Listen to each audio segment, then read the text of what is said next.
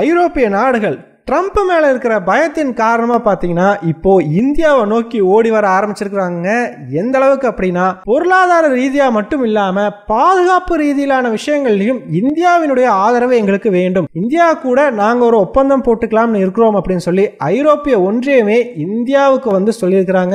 இந்த வீடியோல நம்ம என்ன பார்க்க போறோம் அப்படின்னா ஐரோப்பிய ஒன்றியம் அவர்களுடைய பாதுகாப்புக்காக இந்தியாவை எதற்காக நம்பி இருக்கணும், இந்தியாவை இந்த விஷயத்துல ஐரோப்பிய ஒன்றியம் சூஸ் பண்ணதற்கான காரணம் என்ன அப்படிங்கறத பார்க்க போறோம். கூடவே ட்ரம்பையும் புட்டினையும் கண்டு ஐரோப்பிய நாடுகள் நடுங்குவதற்கான காரணம் என்ன அப்படிங்கிறது ரொம்பவே டீடைலா இந்த ஒரு வீடியோல பார்த்தலாம். வீடியோவை லைக் பண்ணிக்கோங்க, சேனலை சப்ஸ்கிரைப் பண்ணிக்கோங்க. வாங்க வீடியோக்குள்ள போயிடலாம். அறிவோம் தெளிவோம் உறவுகளுக்கு அன்பான வணக்கங்கள்.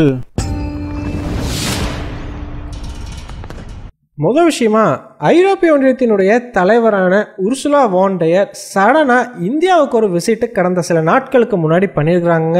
இது ஒரு சாதாரண விசிட்டா அப்படின்னு கேட்டீங்கன்னா கண்டிப்பா கிடையாது. ஐரோப்பிய ஒன்றியத்தினுடைய வார்த்தைகளிலே சொல்லணும் அப்படின்னா இதுவரைக்கும் இந்தியாவுக்கு இவ்வளவு பெரிய ஒரு விசிட்டை ஐரோப்பிய ஒன்றியத்தின் சார்பாக யாரும் பண்ணது கிடையாது. அவ்வளோ அஃபீஷியல்ஸ் இந்தியாவை நோக்கி வந்து போயிருக்கிறாங்க அப்படின்ற மாதிரி வந்து சொல்லியிருக்கிறாங்க. அதுவும் பார்த்தீங்கன்னா இந்த விசிட்டோட டைமிங் தாங்க.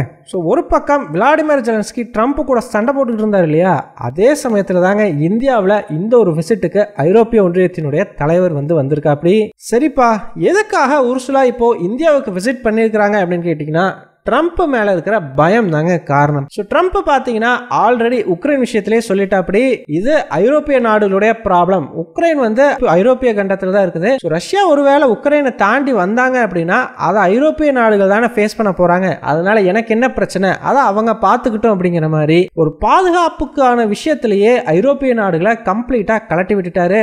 அது மட்டும் இல்லைங்க, அதற்கு பின்னாடியே பார்த்தீங்கன்னா ஐரோப்பிய ஒன்றியம் அப்படிங்கிறது உருவாக்கப்பட்டதே அமெரிக்காவை மிரட்டுறதுக்காக அப்படிங்கிற மாதிரி ஐரோப்பிய ஒன்றியத்தையும் வந்து தாக்கி பேசியிருந்தார். எதனால அப்படின்னு பார்த்தீங்கன்னா ட்ரம்பை பொறுத்த வரைக்கும் அமெரிக்காங்கிற ஒரு நாட்டை மிரட்டணும் அப்படின்னா சின்ன சின்ன ஐரோப்பிய நாடுகள் தனித்தனியாக சேர்ந்தா அது பண்ண முடியாது. அதுவே எல்லா ஐரோப்பிய நாடுகளும் ஒன்று சேர்ந்து பண்ணாங்க அப்படின்னா அவங்களால யாரை வேணாலும் இந்த உலகத்தில் மிரட்ட முடியும் இல்லையா. எப்படி நேட்டோ அப்படிங்கிறது ஒரு டிஃபென்ஸ் அப்படின்னு வந்துட்டா ரொம்ப வலிமையான ஒரு அமைப்பாக இருக்குதோ, அதே மாதிரிதான் பொருளாதாரம் அப்படின்னு வந்துட்டா ஐரோப்பிய ஒன்றியம்ங்கிறது ரொம்பவே வலிமையான ஒரு அமைப்பு. ஈவன் ட்ரம்பே கூட நாளைக்கு ஐரோப்பிய ஒன்றியத்துக்கு எதிராக ஒரு ட்ரேட் வார் அப்படிங்கறத ஆரம்பிச்சார்னா ஐரோப்பிய நாடுகள் எல்லாம் ஒட்டுமொத்தமா சேர்ந்து ஐரோப்பிய ஒன்றியத்தின் வாயிலா அமெரிக்காவுக்கு எதிராக வந்து வரி விதிப்பு அப்படிங்கிறத பண்ணுவாங்க. அந்த அளவுக்கு இந்த ஐரோப்பிய ஒன்றியம் அப்படிங்கிறது ஸ்ட்ராங்கா இருக்குது. அதைத்தான் பாத்தீங்கன்னா ட்ரம்ப் வந்து இந்த மாதிரி அமெரிக்காவே மிரட்டணுங்கிறதுக்காக தான் இந்த ஐரோப்பிய ஒன்றியம் அப்படிங்கிறதே உருவாக்கப்பட்டிருக்குது அப்படின்ற மாதிரி மென்ஷன் பண்ணியிருந்தார். அது மட்டும் இல்லைங்க, ஒரு நிமிஷம் யோசிச்சு பாருங்க, இப்போ இந்த ஐரோப்பிய நாடுகள் மட்டும் இந்த மாதிரி ஒரு கூட்டமைப்பா இல்லாம தனியா இருந்தாங்க அப்படின்னா அவங்களால அமெரிக்காவை எந்த ஒரு விஷயத்துக்குமே ப்ரெஷர் அப்படிங்கிறதே பண்ண முடியாதுங்க. எந்த விஷயத்திலையுமே அமெரிக்காவை அவங்க ப்ரெஷர் பண்றாங்க, இப்போ அவங்களால அதை பண்ண முடியுது அப்படின்னா அதற்கு முக்கியமான காரணம் அவங்க கிட்ட இருக்கிற அந்த ஒரு ஒற்றுமை தான், முக்கியமா பொருளாதார ரீதியிலான ஒற்றுமை தான். ஆக்சுவலா இவ்வளவு நாட்களா அமெரிக்கா இருக்கிற ஒரு தைரியத்துல இந்த ஐரோப்பிய நாடுகள் ரஷ்யாவே பார்த்தீங்கன்னா மிகப்பெரிய அளவு பகச்சுக்கிட்டாங்க. ரஷ்யா கூட இருக்கிற பொருளாதார உறவுகளையும் பெரிய அளவுக்கு முறிச்சுக்கிட்டாங்க. ஆனா இப்ப அந்த அமெரிக்காவே பாத்தீங்கன்னா இதுக்கு எனக்கு சம்பந்தம் இல்லப்பா, நான் ஒதுங்கிக்கிறேன் அப்படின்னு சொல்லி ஒதுங்கிக்கிட்டதுனால இப்ப இந்த ஐரோப்பிய நாடுகள் அவங்க தனிமைப்படுத்தப்பட்டுட்டு தான் ஃபீல் பண்ண ஆரம்பிச்சிருக்கிறாங்க. இவ்வளவு காலமா இவங்க எல்லாம் ஒன்னா சேர்ந்து ரஷ்யாவை தனிமைப்படுத்த முயற்சி செஞ்சாங்க. ஆனா ரஷ்யாவுக்கு ஆசிய நாடுகளும் ஆப்பிரிக்க நாடுகளும் துணையா இருந்த காரணத்தினால ரஷ்யாவை தனிமைப்படுத்த முடியல. இப்போ அமெரிக்காவும் ரஷ்யாவும் ஒன்னு சேர்ந்துட்டாங்க, தான் தனிமைப்படுத்தப்பட்டது தான் இந்த ஐரோப்பிய நாடுகள் ஃபீல் பண்ண ஆரம்பிச்சிருக்கிறாங்க. அது மட்டும் இல்லைங்க, இவ்வளவு காலமா ஐரோப்பிய நாடுகளுடைய பாதுகாப்புக்கு நேட்டோ அப்படிங்கிற அமைப்பு மிகப்பெரிய அளவுக்கு உதவி இருக்குது. அதுல மிகப்பெரிய ராணுவ சக்தியா இருந்தது யாருன்னு பார்த்தா அமெரிக்கா தான். அதன் மூலமா இந்த ஐரோப்பிய நாடுகளும் ரொம்ப சேஃபா செக்யூர்டா வந்து ஃபீல் பண்ணிக்கிட்டு இருந்தாங்க. அது மட்டும் இல்ல, இந்த நேட்டோங்கிற அமைப்பு இருக்கிற தைரியத்துல பாத்தீங்கன்னா சுத்தி எல்லாத்தையும் வந்து பகச்சுக்கிறதுலயும் வந்து பயப்படாம பகச்சுக்கிட்டு இருந்தாங்க. அது சைனாவாகட்டும் ரஷ்யாவாகட்டும் எல்லா நாடுகளையுமே பெரிய அளவுக்கு சீண்டியும் வந்து பார்த்துக்கிட்டு இருந்தாங்க. ஆனா இப்போ அமெரிக்காவே அந்த நேட்டோவை விட்டு வெளியேறினாலும் ஆச்சரியப்படுறதுக்கு இல்லைங்கிற மாதிரியான சூழ்நிலை நிலவுது. வெளியேறுவாங்க அப்படின்னா அது சீரியஸா வந்து அதற்கான வாய்ப்பு கம்மி அப்படின்னு தான் சொல்லி ஆகணும். ஆனா எலான் மஸ்க் பாத்தீங்கன்னா அமெரிக்கா இந்த நேட்டோ அமைப்பை விட்டு வெளியேறணும் அப்படிங்கிற மாதிரியான கருத்துக்களை இப்ப சொல்ல ஆரம்பிச்சிருக்கிறார். இதனால இந்த ஐரோப்பிய நாடுகள் அவங்களுடைய பாதுகாப்புக்கும் ஆபத்து ஏற்பட்டிருக்கிறதா இப்ப உணர ஆரம்பிச்சிருக்கிறாங்க. ஸோ யோசிச்சு பாருங்க, பைடன் தலைமையிலான அமெரிக்க அரசாங்கத்தினுடைய சப்போர்ட் ஐரோப்பிய நாடுகளுக்கு ஃபுல்லா இருந்தப்பயே ரஷ்யா ஐரோப்பிய நாடுகளுக்குள்ள பூந்து பயங்கரமா விளையாடி இருந்தாங்க. நம்மளே அதை பத்தி தெளிவா டீடைல்டா வீடியோஸ் பார்த்திருந்தோம். ஜெர்மனி ஆகட்டும், பிரிட்டன், பிரான்ஸ் சொல்லி இந்த எல்லா நாடுகள்லயும் ரஷ்யாவினுடைய சபோட்டாஜ் ஆபரேஷன்ஸ் அப்படிங்கிறது அவங்க நாட்டினுடைய உளவுத்துறையினால பெரிய அளவுக்கு சக்சஸ்ஃபுல்லா நடத்தப்பட்டிருந்தது. முக்கியமா ஜெர்மனியில ஒரு ஆயுதம் தயாரிக்கிற கம்பெனி மேலேயே வந்து ரஷ்யா பெரிய அளவுக்கான ஒரு தாக்குதல் அப்படிங்கறத நடத்தியிருந்தாங்க. அப்ப யோசிச்சு பாருங்க, இப்போ அந்த அமெரிக்காவோட சப்போர்ட்டே இந்த ஐரோப்பிய நாடுகளுக்கு இல்ல அப்படின்னா ரஷ்யா உக்ரைன்ல தன்னுடைய பிரச்சனைகள் எல்லாம் முடிச்ச பிறகு ஐரோப்பிய நாடுகளை டார்கெட் பண்ணாங்க அப்படின்னா அதுல இருந்து ஐரோப்பிய நாடுகள் தப்பிக்கிறதுங்கிறதுக்கு ரொம்பவே சிரமப்பட வேண்டியது இருக்கும். ஜெர்மனி பாத்தீங்கன்னா ஆல்ரெடி அவங்களோட டிஃபென்ஸ் பட்ஜெட் எல்லாமே அதிகரிக்க ஆரம்பிச்சிட்டாங்க. ஏன்னா அவங்களுக்கு பெரிய அளவுக்கு பயம் வர ஆரம்பிச்சிருச்சு. எங்க அடுத்தது வந்து உக்ரைனுக்கு அடுத்து ரஷ்யா ஒவ்வொரு நாடுகளா டார்கெட் பண்ணுவாங்களோ அப்படின்னு சொல்லி. போலாண்ட் எல்லாம் சொல்லவே தேவையில்லைங்க, உச்சகட்ட பீதியில வந்து இருப்பாங்க.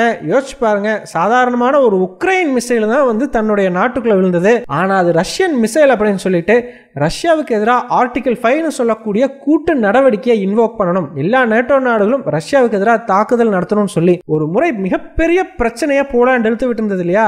ஸோ அப்படிப்பட்ட போலாண்டு இந்த மாதிரியான பார்டர் ஸ்டேட்ஸ் எல்லாமே மிகப்பெரிய நடுக்கத்தில் இருக்கிறாங்க.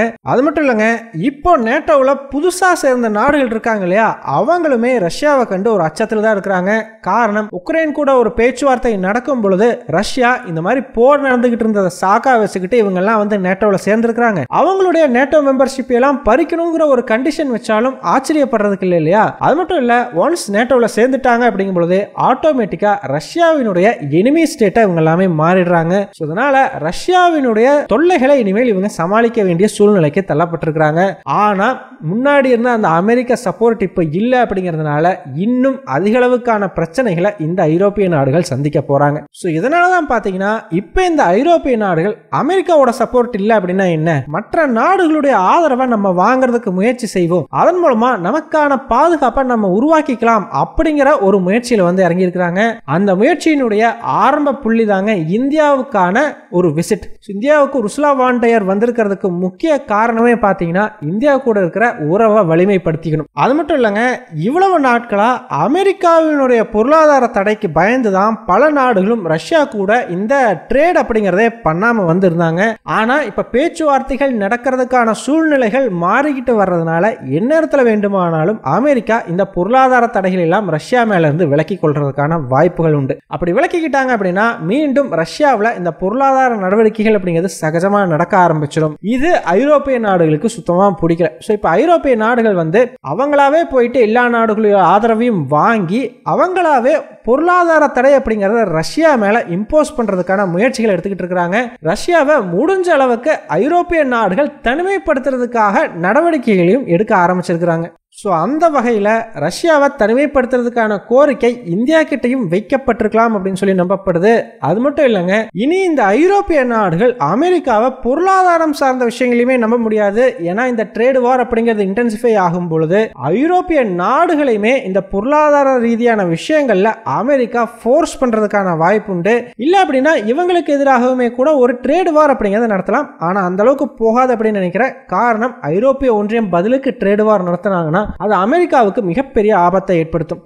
ஆனா நேட்டோ அப்படிங்கிற ஒரு அமைப்பை காரணம் காட்டி இந்த ஐரோப்பிய நாடுகளை பொருளாதார ரீதியான விஷயங்கள்ல அமெரிக்கா ஃபோர்ஸ் பண்ணும் அப்படிங்கிறதுல சந்தேகமே தேவையில்லை. அதனால அவங்க பொருளாதாரத்தையும் பாதுகாத்துக்கணும் அப்படிங்கிறதுக்காக இந்தியா கூட பாத்தீங்கன்னா இப்போ ஒரு ஃப்ரீ ட்ரேட் அக்ரிமெண்ட்டை நாங்க சைன் பண்ணிக்க தயார் அப்படின்னு வந்து சொல்லியிருக்கிறாங்க. கிட்டத்தட்ட 4 வருடங்களுக்கு முன்னாடியே இந்தியாவுக்கும் ஐரோப்பிய ஒன்றியத்துக்கும் நடுவில் ஒரு ஃப்ரீ ட்ரேட் அக்ரிமெண்ட் கையெழுத்தாகிறதாங்க இருந்துச்சு. ஆனா அந்த ஒரு அக்ரிமெண்ட்ல சில விஷயங்கள் ஐரோப்பிய ஒன்றியம் ஏத்துக்காததன் காரணமா அந்த ஒரு அக்ரிமெண்ட் அப்படியே கிடப்பில் போட்டு வச்சிருந்தாங்க. இப்போ அதில் நாங்கள் கையெழுத்து போட்டுக்கிறோம். அப்படி கையெழுத்து போட்டோம் அப்படின்னா இந்த உலகத்திலேயே மிகப்பெரிய ஒரு ஃப்ரீ ட்ரேட் அக்ரிமெண்ட்டாக இந்தியாவுக்கும் ஐரோப்பிய ஒன்றியத்துக்கும் இடையிலான இந்த ஒரு அக்ரிமெண்ட் தான் இருக்கும் அப்படின்ற மாதிரி வந்து சொல்ல ஆரம்பிச்சிருக்கிறாங்க. ஸோ இது மட்டும் இல்லாமல் இந்தியா கூட பாதுகாப்பு தொடர்பான ஒரு அக்ரிமெண்ட்டையும் ஐரோப்பிய ஒன்றியம் கையெழுத்திடுவதற்கு பேச்சுவார்த்தைகளை நடத்திக்கிட்டு வரதா சொல்லப்படுது. அதுவும் பார்த்தீங்கன்னா இன்னும் ஒரு சில நாட்களில், அதாவது இந்த வாரத்தோட எண்டிங்லையோ இல்லை அது அடுத்த வாரத்தினுடைய ஆரம்பத்திலேயோ இந்த ஐரோப்பிய நாடுகள் எல்லாம் சேர்ந்து ஒரு டிஃபென்ஸ் மீட்டிங் அப்படிங்கிறத நடத்த போகிறாங்க. எதுக்காக அப்படின்னா அவங்களுடைய பாதுகாப்பை இனி அவங்க தானே பார்த்துக்கிட்டாகணும். ஸோ அதற்கு என்ன பண்ணலாம் அப்படிங்கிறத இந்த ஒரு மீட்டிங்கில் டிஸ்கஸ் பண்ண போகிறாங்க.